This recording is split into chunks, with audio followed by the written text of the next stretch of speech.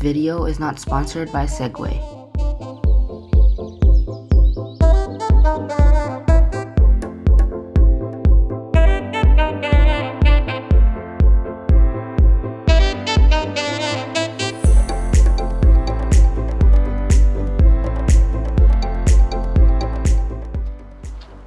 Hey guys, today we're going to be reviewing the NINEBOT by SEGWAY ES2, which is an electric scooter. So starting off the review, I'm going to show you the handlebars to start off because it's where you use the most with the touchscreen and the accelerator and the brakes. So starting off with the grips are very well made. They're durable, I guess, and there's patterns on it that makes your hand not slip when you're riding. And this is the regenerative brake. So this uses the front motor, which is the only motor on this scooter, to brake and regenerate electricity back into the battery. So I'm going to power on the center dashboard, with this where your system stuff is. So as you power on, you can see the modes, which there are 3 modes, and you'll see later how it affects speed and acceleration. And this is the battery bar to show you how much we have left. You can also check it on your phone, and that's a Bluetooth connection to your phone, and that's the speed you're traveling at. So right now it's 0. And this blue pedal toggle thing is also the accelerator, so it makes you go forward. But as you can see, we're idle right now, so when you press, it won't go unless you have to kick like a normal scooter. So moving down, I'm going to show you this folding pedal. So this folding pedal is very simple, so you can fold it closed if you don't want it, but you can just leave it open. And you'll see in the folding test later in this video how it is folding like that. Okay, so moving on, I'm going to show you the lights and the reflectors. So this is the front light. It's a spotlight kind of thing, so it shines around the front area so you don't crash or you can see something. There's front reflectors on the left and right side, and there's rear lights, which when you brake, it flashes like this, and there's just some reflector stripe right here.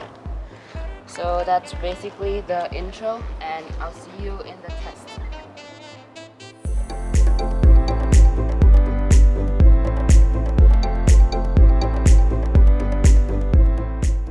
So this is in the evening near my street, so we can't really go anywhere during the COVID-19 virus. Stay home, stay safe. We also did this during the night, so you guys can see the front and rear lights later in this video.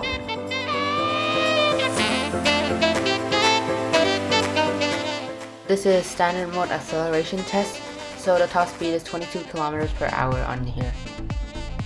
And this is sports mode, so its top speed is 25 to 28 kilometers per hour if you're lightweight. We are coming in fast from the back of the street, and this is top speed on standard mode. This is just the same test, but I used the foot pedal during this brake, so it brakes way faster.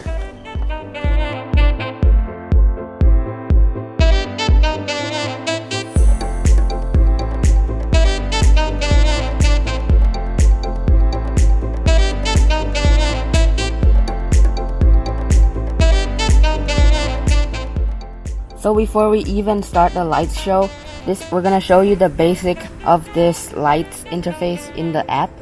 So first of all, how to turn on the glow lights, which is the lights at the bottom we're about to show you. So click here, and then let's say we choose, there's different modes. I'm gonna choose dynamic breathing, the first one. And now the light is on, but now I'm gonna choose a random color by selecting this wheel, like a normal color wheel, like that. I choose orange, and now we can go down, and here you can see the dynamic breathing in orange. There we go. Let's move on to the light show.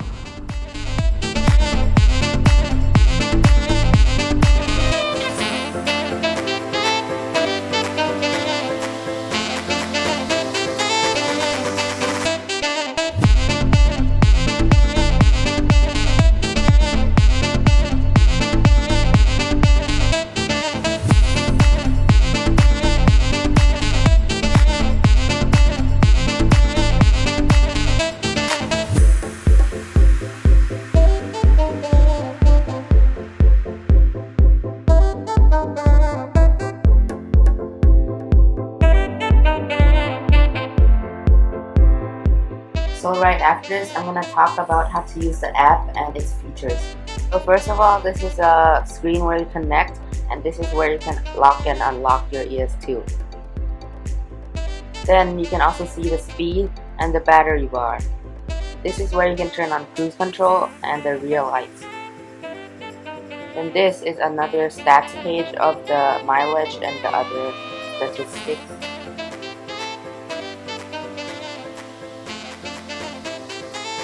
After this, you have the screen where you have a menu of what you set to your ES2, and there's the lights menu right here, like I showed you in the light show.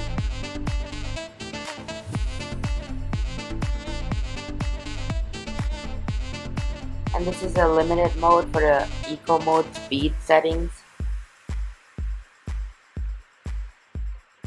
You can check your battery status and percent here. So after you've seen all these tests and features of the ES2, you might be thinking, is it even worth it to buy it? Its price is pretty decent for an electric scooter of its kind, and its build is very solid with metal and ABS plastic parts. So the build quality is very good. And then the price, you might be thinking, is it worth it for its motor? So its motor is pretty fast for people that are not going to be like racing scooters, but then it's going to be okay if you're just going to be commuting and doing other stuff that doesn't need speed. And the modes are perfectly fine for cruising and like going to work and stuff if you live in a city that allows it. So it can also use for playing. So it's a very fun toy. So you can just go cruise around the park or something like that and have like the wind in your face without having to exercise. But you should exercise anyway. So one complaint, and maybe more than one complaint I have, is the choke at the back. So the front one is very good, it's decent, it's normal, but the back one, like I said in the suspension in the intro, it's a pretty weird shock absorber, and when you ride at low speed, it kind of rattles and it shakes and you can hear it. But now that you can adjust it using a hex wrench, but even when you adjust it, it still has a little bit of sound. I'm not sure if that's just for my scooter, but it may be for your scooter. So I'm not that sure, but it's a very annoying feature. And another thing I have to complain is the folding mechanism. Of course, this folding mechanism is very easy to use, but the unfolding part, you have to press down this fender, and it's kind of inconvenient when you're holding something in your other hand. So you have to press it down very hard, or else if you just do this and lift it up, it doesn't really work when you're holding something in your other hand. So basically those are the two complaints I have. The rest is very good build, its specs are very good, and I think it will last a long time. But now I have used it for a month and nothing's gone wrong except for the back shock absorber. So thanks for watching, and see you in the next one.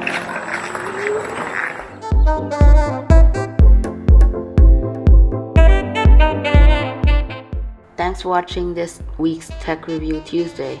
Please hit the subscribe and like button and comment down below if you have any thoughts. Bye.